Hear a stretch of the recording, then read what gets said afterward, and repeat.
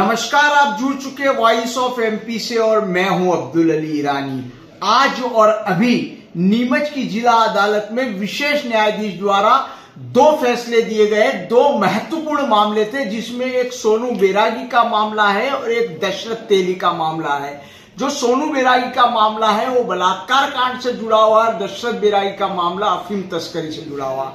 आइए बात करते हैं। मेरे साथ मौजूद है अभियोजन पक्ष की ओर से जो पैरवी की है जिला लोक अभियोजक और शासकीय अभिभाषक चंचल जी बाहेती साहब। बात शुरू करते हैं। सर, स्वागत है वॉइस ऑफ एमपी में। सबसे पहले आपका, किस तरह के ये दोनों फैसले, कितना महत्वपूर्ण केस थे सर?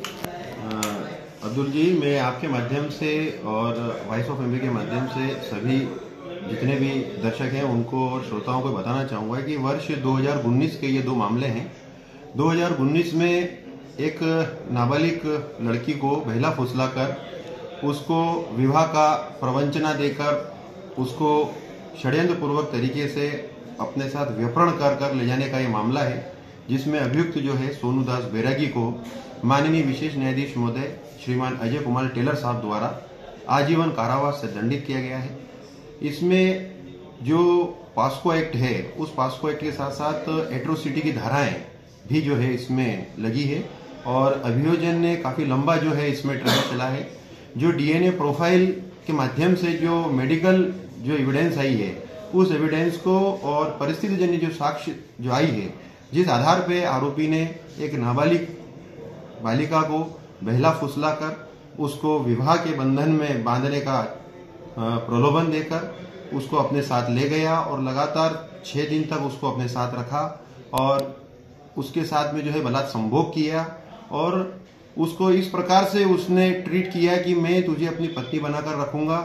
जबकि ऐसे मामलों में कि जहां उम्र जो है 18 वर्ष से कम है, ऐसे किशोर जो बच्चियां हैं उनके साथ में इस प्रकार से जो गलत कृत्य हो रहे हैं, समाज में जो हो रहे हैं, उसके लिए माननीय न्यायालय ने बहुत ही संवेदनशील ये फैसला सुनाया है और विभिन्न धाराओं में, जिसमें 363, 366, 376 2, 465, 506 भादवी एवं धारा 3/4 सेक्शन 5, सेक्शन 6 पास्को एक्ट एवं धारा 3(2), धारा 325 अनुसूचित जाति जनजाति अधिनियम के अंतर्गत इन सभी धाराओं में जो है आरोपी सोनू दास बैरागी को कन्विक्शन हुआ है और उसे आजीवन कारावास से माननीय न्यायालय ने दंडित किया है।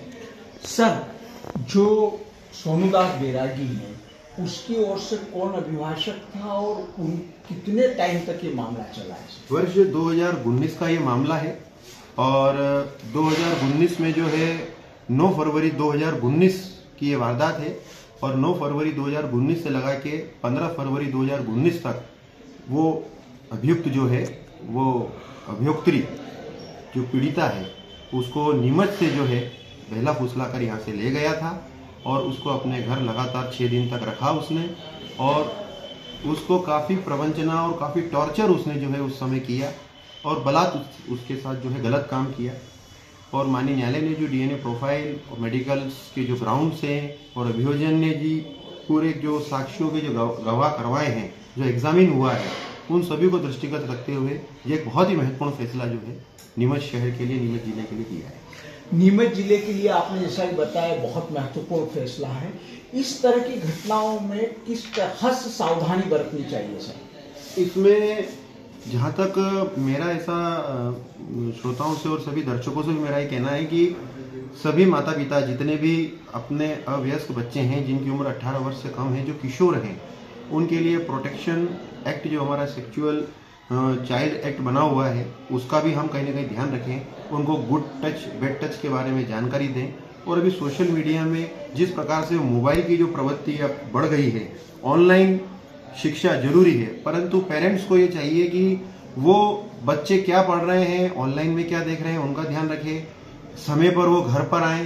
यदि कोचिंग पे अगर वो जा रहे हैं तो कोचिंग का जो उनका निर्धारित समय है, उस निर्धारित समय पर वो कोचिंग पूर्ण कर घर आए। कोशिश ये करें कि जो बच्चे हैं वो साय 7 या 8 बजे तक अपने घर में उनका प्रवेश हो जाए। कुछ ऐसी चीजें हैं जो अट्रैक्शन आज इस फेसबुक, व्हाट्सएप और इंस्टाग्राम के माध्यम से बढ़ रहा है, थोड़ा उनके प्रति भी पेरेंट्स को अब जो है जागरूक होना पड़ेगा नहीं तो आने वाले समय में और कष्टदायक जो है ये समय अपना आने वाला है। जैसा सोशल मीडिया में हम देख रहे हैं आजकल जिस प्रकार से फ्रेंडशिप के माध्यम से कहीं न कहीं बच्चे आउटलाइन जा रहे हैं, हमें जरूरत है, माता पिता को जरूरत है, गार्जियन को जरूरत है कि कहीं न कहीं उन पर कंट्रोल करें और इन सब चीजों को कंट्रोल करते हुए उनको नसीहत भी दे और उनको एज ए जब बच्चे की उम्र 12 वर्ष से ऊपर हो जाए तो 12 से 18 की जो उम्र है ये बहुत ही खतरनाक उम्र है। इस उम्र में बच्चे को अपने दोस्त, अपना सखा समझकर उसके साथ ट्रीट करें, उसकी हर छोटी छोटी बात को नोटिस करें और अगर उनको आपने स्मार्टफोन दिलाया है तो उस स्मार्टफोन को आप लगातार चेक करें और रेगुलरिटी से उसके संपर्क में आप बने रहें। तो मैं मानता हूं कि इस प्रकार की घटनाओं को हम कहीं रोक पाएंगे, अदरवाइज ये घटनाएं आने वाले समय में और बढ़ेगी। कई मामले ऐसे होते हैं सर जो कुछ तो सामने आ जाते हैं, कुछ लोग हिम्मत दिखाते हैं, कुछ लोग इस बारे में चुप भी बैठ जाते हैं। बिल्कुल सही है। समाज की बंधन और परिवार अपनी इज्जत को ध्यान में रखते हुए इन मामलों को पुलिस में एफआईआर नहीं करता, न्यायालय के दरवाजे नहीं खटखटाता। उसी मामलों को ध्यान में रखते हुए माननीय न्यायालय ने यह बहुत महत्वपूर्ण फैसला दिया है। इस फैसले के माध्यम से ऐसे आरोपी, ऐसे अभियुक्त जिनके नेचर में इस प्रकार की प्रवृत्ति आ गई है उन पे अंकुश लगाना, समाज में एक न्याय की स्थापना करना और कहीं न कहीं अपराधियों के मन में भय कि अगर इस प्रकार का कोई गलत कृत्य हम करते हैं तो माननीय न्यायालय उन्हें आजीवन कारावास से दंडित करेगा। और अभी जो केंद्र सरकार ने एक्ट पारित किया है उस एक्ट के अंतर्गत अगर इस प्रकार का कोई भी व्यभिचार अगर होता है तो उसमें फांसी की सजा का प्रावधान भी कर दिया गया है जो बहुत ही जल्द लागू हो जाएगा। आज आपकी एक और महत्वपूर्ण उपलब्धि रही, आपने पैरवी कर एक सफलता और अर्जित की, जो एक केस है दशरथ तेली वाला जो केस है जिसमें अफीम के मामले में सजा हुई है, अभी ये फैसला भी आया है, इसको लेकर क्या बताएंगे? निश्चित रूप से नीमच मंदसौर जिला अफीम बेल्ट इलाका है। यहाँ से अफीम की तस्करी काफी मात्रा में होती है।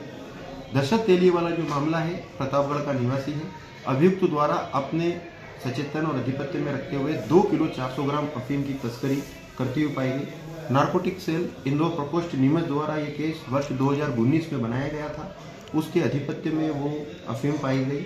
चूंकि 2.5 किलो से कम होने के कारण ये नॉन कमर्शियल जो है क्वांटिटी उनके पास थी, जबकि एनडीपीएस के प्रावधानों के अंतर्गत 8.18 और 8.29 और 8.15 में ये प्रावधान है कि इस प्रकार का कोई भी कमर्शियल क्वांटिटी होती है तो उसमें मिनिमम 10 साल का प्रावधान, सजा का प्रावधान है और 1 लाख रुपए का जुर्माने का प्रावधान है। पर चूंकि ये 2.5 किलो से कम अफीम वाला मामला था, 2 किलो 400 ग्राम इसमें मात्रा थी, तो इसमें माननीय न्यायालय ने, माननीय विशेष न्यायाधीश श्री अरविंद जी दरिया साहब ने सभी साक्षी जितने भी अभियोजन द्वारा प्रस्तुत किए गए, जिसमें हमने सीजर के कथन करवाए, अनुसंधान अधिकारी कथन करवाए, एफएसएल का जो ड्राफ्ट जिसमें हमारे द्वारा जो सैंपल निकाले गए थे मौके पे, जिस मौके पर इसको मोटरसाइकिल से पकड़ा था ले जाते हुए, उस सैंपल जो हमने आर्टिकल निकाले थे, आर्टिकल A1 और आर्टिकल A1 A2, उसमें से जो आर्टिकल A1 हमने एफएसएल भेजा था राव इंदौर में, उस एफएसएल में ये रिपोर्ट आई है कि जो अफीम के कंटेंट्स, जो अफीम उसके पास गई उसके अंदर मार्फिन की मात्रा जो है पाई गई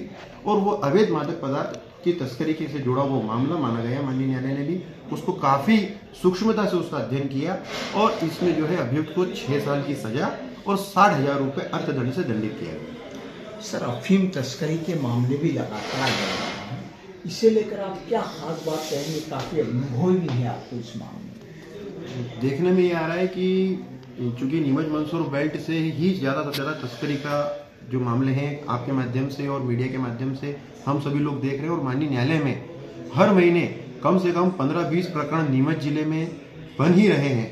तो कहीं न कहीं जो पट्टा वितरण हो रहा है और पट्टा वितरण होने के बाद में जो प्रोसेस होती है जिसमें कल्टीवेशन और कलेक्शन की जो प्रोसेस है उसमें कहीं न कहीं जो है, जो हमारे अफीम के जो अधिकारी हैं, जो हमारे सीबीएन के अधिकारी है या एनसीबी के अधिकारी है, वो कलेक्शन के टाइम पे उनकी मॉनिटरिंग होना चाहिए। जो ग्राम के पटेल हैं, जिस प्रकार से आप अफीम कल्टीवेशन के टाइम पे अफीम उनसे निकलवाते हैं, गाढ़ता के टाइम पे उसको चेक करते हैं, उसकी मॉनिटरिंग डे बाय डे होना चाहिए। और जिस प्रकार से डोडे जब उगते हैं और जब अफीम का कल्टीवेशन होता है तो वहीं स्पॉट पे ही उसको डिस्पोजल की प्रोसेस भी कहीं न कहीं आना चाहिए।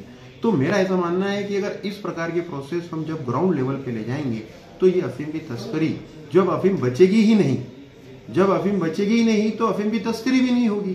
कहीं ना कहीं हमारे यहाँ पे कुछ ऐसे एलिमेंट्स हैं जो तस्करियों का साथ देते हैं, तस्करों का साथ देते हैं, कैरियर के रूप में उनका उपयोग करते हैं। तो कहीं ना कहीं ये कैरियर प्रथा है वो भी खत्म होगी। ग्राम में ही उस ग्रामवासी के पटेल, उस किसान को ही उसकी जिम्मेदारी दी जाए, जो खेती जो होती है कल्टीवेशन के टाइम पे ही वो सारा माल वहीं कलेक्ट कर लिया जाए और उसको उसका उचित भुगतान भी वहीं स्पॉट पे कर दिया जाए। तो मेरा ऐसा मानना है कि कहीं न कहीं इस प्रकार की तस्करी पे रोकथाम अवश्य होगी। दो महत्वपूर्ण मामले आज हुए जिनके फैसले आए हैं, इसको लेकर आपका कुल मिला के क्या ओपिनियन है? मेरा तो इसमें यही ओपिनियन है, मैं जनता से भी यही आग्रह करूंगा कि बच्चों के प्रति आप सजग रहें। हमारा बच्चा पिज्जा खाने जा रहा है, बर्गर खाने जा रहा है, सैंडविच खाने जा रहा है, किस जगह जा रहा है उसका पूरी मॉनिटरिंग करें। स्मार्टफोन आपने दिए हैं, नो डाउट उसको पढ़ने के लिए दिए हैं, आप उसको बराबर चेक करें, अवेयरनेस रखें। और जितने भी हमारे पुलिस प्रशासन से लगा कि हमारी आम जनता है, कभी भी किसान या कोई भी हमारा व्यापारी इस प्रकार की तस्करी में किसी को भी व्यक्ति को अनुचित सहयोग न करे। और कोई भी संदिग्ध व्यक्ति अगर आपको दिखे, कोई भी संदिग्ध हरकत आपको दिखे, आप तुरंत पुलिस को सूचना दें।